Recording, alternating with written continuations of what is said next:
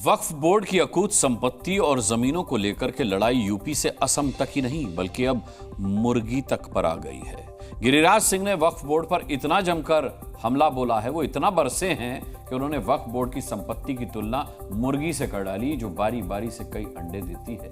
केंद्रीय मंत्री ने कांग्रेस पर भी जमकर प्रहार किया और इस तरह वक्फ बोर्ड द्वारा कब्जाई हुई संपत्तियों के लिए कांग्रेस के शासन को उन्होंने जिम्मेदार ठहराया।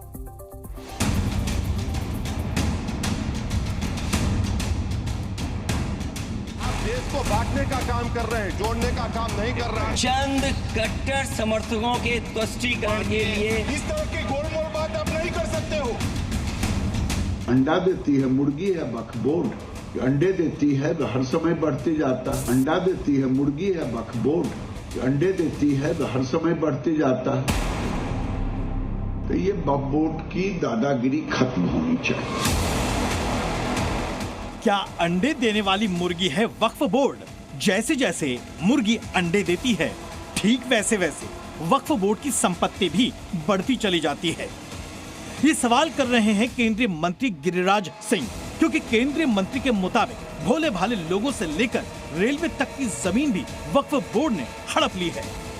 अंडा देती है मुर्गी है वक्फ बोर्ड, अंडे देती है तो हर समय बढ़ते जाता है। जिस जमीन को देखा उस जमीन को, रेलवे की कई प्रोजेक्ट बंद रुक गए हैं, वक्फ बोर्ड कह देती है ये जमीन हमारी है। केंद्रीय मंत्री का कांग्रेस पर आरोप है कि कांग्रेस ने वक्फ को जमीन हड़पने का सर्टिफिकेट अपने कार्यकाल में दिया, जिस वजह से रेलवे से लेकर आम लोगों की संपत्ति वक्फ ने हड़प ली। एक तरह से जमीन हड़पो कानून देने के बाद विकास को ठप करने वाली कर्नाटक के एक गांव के किसानों का जमीन हड़प लिया, कहा पूरी जमीन हमारी है। तो ये वक्फ बोर्ड की दादागिरी खत्म होनी चाहिए। गिरिराज सिंह के ऐसे बयानों से अब वक्फ बोर्ड और कांग्रेस दोनों ही मिलकर हमला बोल रहे हैं। पूरे मुल्क भर में पर्सनल लॉ बोर्ड ने अपील की है कि उस पर रोशनी डालें और मसाजिद के बाहर ये QR कोड लगा करके आवाम को इसके लिए तैयार करें कि लोग इसके जरिए से अपनी राय JPC तक भेजें। वैसे आपको बता दें कि अब तक वक्फ बोर्ड के पास कुल 8,72,327 संपत्तियां हैं और 9 लाख एकड़ से ज्यादा जमीन, जिनमें कांग्रेस शासित राज्यों में कुल 1,13,855 संपत्तियां हैं, जिनमें कांग्रेस गठबंधन वाले राज्यों में 66,790 संपत्तियां हैं।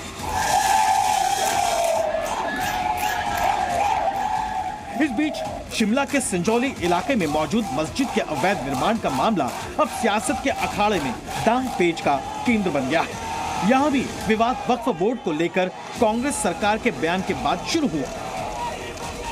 वहाँ पर भवन बना है जिसको अनऑथराइज्ड माना जा रहा है, उस भवन को हटाया जाए, ऐसा कहना है उन लोगों का। लेकिन जो टेक्निकल सारी चीज़ें हैं, उन सारी चीज़ों में जा कर के कानून के दायरे में क्या कर सकते हैं ये विषय ज़रूर होगा।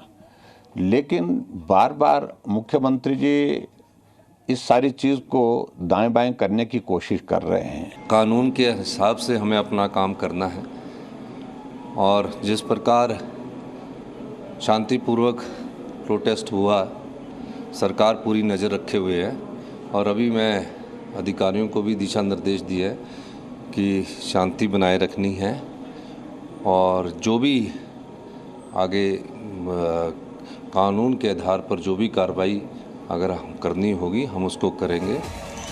इस बीच वक्फ बिल में संशोधन को लेकर JPC की तीसरी बैठक में भी जमकर हंगामा हुआ। केंद्रीय मंत्री गिरिराज सिंह ने कांग्रेस पर सीधे तौर पर आरोप लगाया है कि कांग्रेस के राज में ही जमीन हड़पो कानून लाया गया, जिसकी वजह से वक्फ की संपत्तियां लगातार बढ़ती जा रही हैं।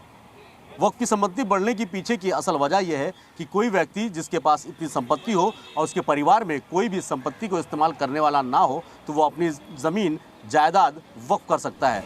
जाहिर है वक्फ बोर्ड की जमीन का मुद्दा तब तक गरमाएगा जब तक वक्फ की संपत्तियों की सच्चाई की कलई पूरी तरह न खुल जाए। ब्यूरो रिपोर्ट, जी मीडिया।